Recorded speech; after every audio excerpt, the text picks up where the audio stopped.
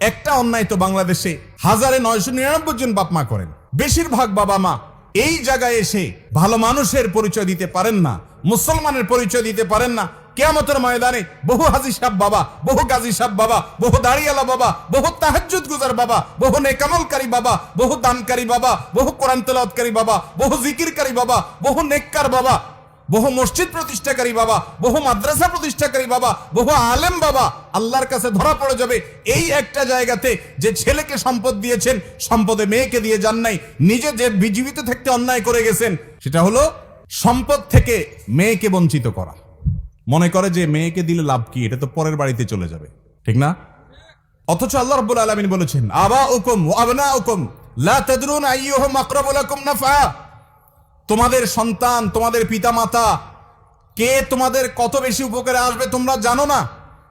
আল্লাহ তাআলা যে সম্পদে ভাগ দিয়েছেন, সেই ভাগ অনুযায়ী সবাইকে দিয়ে দিবে। ফরিদাতুম মিনাল্লাহ, এটা আল্লাহর পক্ষ থেকে নির্ধারণ করা, আল্লাহ নির্ধারণ। আল্লাহ শুরুতে বলেছেন, ইউসিকুমুল্লাহ ফি আওলাদিকুম, তোমাদের সন্তানদের ব্যাপারে আল্লাহ ওসিয়ত করছেন। আল্লাহ মালিক হয়ে, সৃষ্টিকর্তা হয়ে অর্ডার করছেন, এটা না বলে আল্লাহ বলছেন ওসিয়ত করছেন, সেটাও অর্ডার। কিন্তু এই শব্দের মাধ্যমে এক ধরনের আবেদন আছে, এর মধ্যে এক ধরনের আবেদন আছে। আল্লাহ ওসিয়ত করছেন সম্পদ বন্টনের ক্ষেত্রে, এটা আল্লাহর নির্ধারণ। খবরদার, এটা তুমি এটাকে চেঞ্জ করার ইখতিয়ার তোমার রাখো না। তোমার সম্পদে তোমার ছেলের যদি 1 আনা হক থাকে, মেয়ের 8 আনা আছে। তোমার ছেলের যদি 50 টাকা হক থাকে, মেয়ের 25 টাকা আছে। আপনার ঘরে জন্মগ্রহণ করেছে, সে আপনার সন্তান, তার পাওনা হয়ে গেছে, এটা আপনাকে দিতে হবে।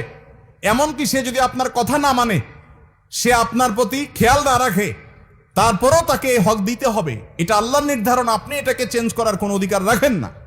কথা কি বুঝাতে পারছি ভাইরা আমার? আপনার মেয়েকে আল্লাহ তাআলা সম্পদে যে অধিকার দিয়েছেন সেটা দিতে হবে। বাংলাদেশে জমির দলিলগুলো যাচাই করে দেখেন, চেক করে দেখেন, কয়টা দলিলে দেখবেন মেয়েরা মালিক? সব ছেলেরা।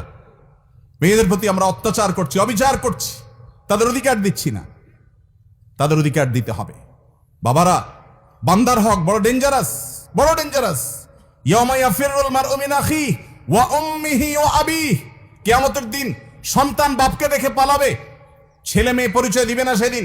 আপনি এর আশা করেন না যে আমারই তো মেয়ে। অনেক বাপ মা আছে নিজের এই অবৈধ কর্মটাকে হালাল করার জন্য মেয়েকে ডেকে বলে, বা মা তোমাদেরকে আল্লাহ অনেক দিচ্ছে, এখন তোমরা তো যাই হোক বিয়ে শাদী হয়েছে, খরচ টরচ করছি, এখন এগুলো আমি এদেরকে দিতে চাই, তোমরা কি বলো? তো মেয়েরা শরমে পড়ে, লজ্জায় পড়ে, কি আর বলবে, ঠিক আছে আব্বা আপনি যেটা ভালো মনে করেন। হয় না, হয় না এরকম অন্যায়, অবিচার, কোনো কাহিনী চলবে না। মেয়েকে জিজ্ঞাসা করা যাবে না। কেন জিজ্ঞেস করবেন? জিজ্ঞাসা করা মানে তাকে লজ্জায় ফেলে দেওয়া। বাধ্য হয়ে সে দিতে চায় না। ভাইদের সামনে, সবার সামনে জিজ্ঞাসা করবেন, সে বলবে না আমারটা আমাকে দিতে হবে, তাহলে তো ভাই বলবে বিটা তোমার আর জায়গা নাই। এগুলো অন্যায়। সে তার সম্পদ এখান থেকে নেওয়ার পরেও আজীবন সে ভাইয়ের বিটা আসতে পারবে, তার রাইট। কারণ ভ্রাতৃত্বের বন্ধনের কারণে ভাই বোনকে দেখবে, বোন ভাইকে দেখবে, এটা তাদের কর্তব্য পারস্পরিক। মা বাবারা এ অন্যায় করবেন না।